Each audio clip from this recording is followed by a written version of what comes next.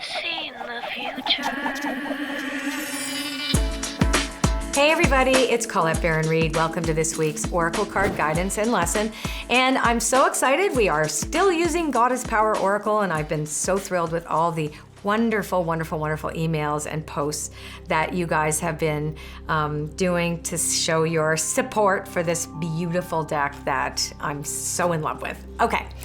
So the question each week, if you're new, is what do all of us need to know about the energies that are going to affect all of us this week, and how can we get in alignment with our highest good? So that's for everybody. So it's basically like a weather report, only it tells us about the energy and themes that all of us are going through.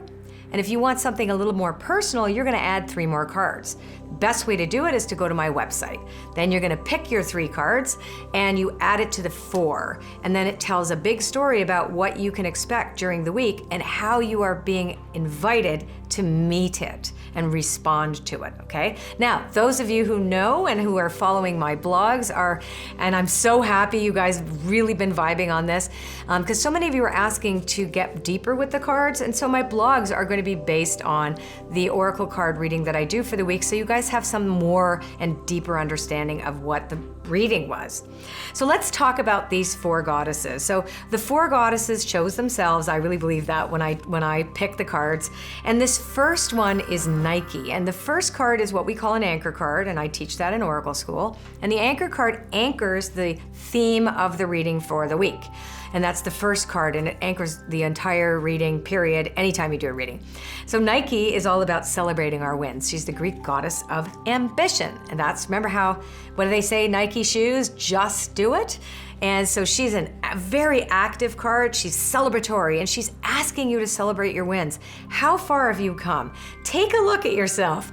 Don't look at what's not there. Look at what is there. How have you succeeded in your life up until now? Look at the donut, not the hole. That's what she's asking. And it is a week to start taking action on some of your dreams.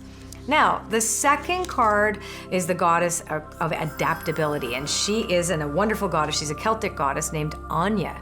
Now, Anya had an ability to what we call shapeshift. She was very able to walk without any harm at all between the worlds of fairy and the mortal world. Usually, if people wandered off into fairy, they'd get stuck there for centuries, and they wouldn't know how to get out. But she could come and go as she pleased, and she could turn herself into anything. So her main theme, and that's what these goddess cards represent, the main themes of them, not their traditional myths. So her theme is adaptability. And if we're looking at ambition, then we need to be adaptable and not rigid about what we're trying to do this week, what we're trying to co-create, what we're trying to manifest. All these intentions that we set at the beginning of the year, they're coming into alignment now, and you can't push the river, force anything to be the form that you want. So this tells us that the energy available to all of us is adaptability. So you've got to meet whatever is in front of you in exactly the form that it is, and not to try to, how do I put it, change it too much. Really understand what it offers you. Now, we had Lakshmi, I think last week or the week before, and she's back again, only this time she's in her alignment message. And I'm going to read the guidebook. And by the way, these cards are different than the cards that I have done in the past. Typically in the past, I call the upside down cards protection messages.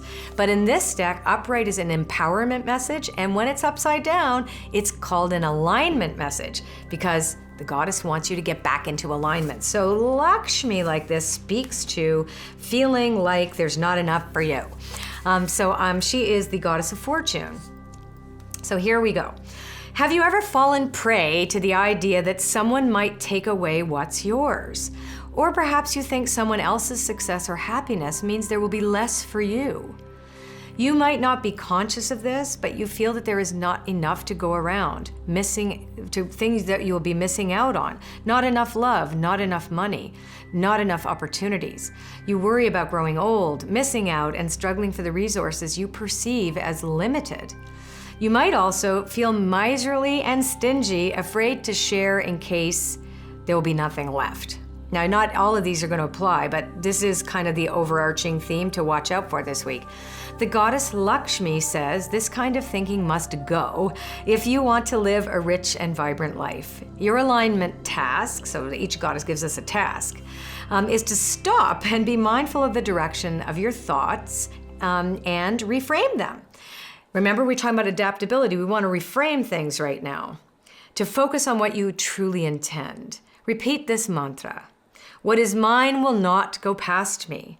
When you feel the green gremlin of envy creep into your heart, bless the other person and say, that which I desire is also for me. Your true limitations are only what you set for yourself. Don't let your conditioned mind and faulty beliefs rule your life. Break free. The world is unlimited if you let yourself open up to the wealth of your imagination. And it's so true that we fall prey to the poverty consciousness that says there's not enough for me. Now, the last card that really kind of puts the exclamation mark on this particular week is Azumi. She is the Japanese goddess of humor. Do not take yourself too seriously this week. Remember that you can fall prey to the gremlins of not enough. You can be jealous of other people, but this is saying laugh at yourself. Know that the universe is unlimited. It's important to celebrate your wins, to have the ambition to do beautiful work in the world, and trust that your way will be your way. Anyway, what a fantastic reading for this week. I will see you next week, and I'm going to be talking a lot more about it in this week's blog. So don't forget to sign up for my newsletter, and you'll understand this week's reading a little more. If you like this reading, subscribe to my channel and share this with your friends. And don't forget to sign up for my newsletter, and also go to my website and choose your own cards at colettebaronreid.com/pick. And I'll see you next week. I've seen the future. It's beautiful.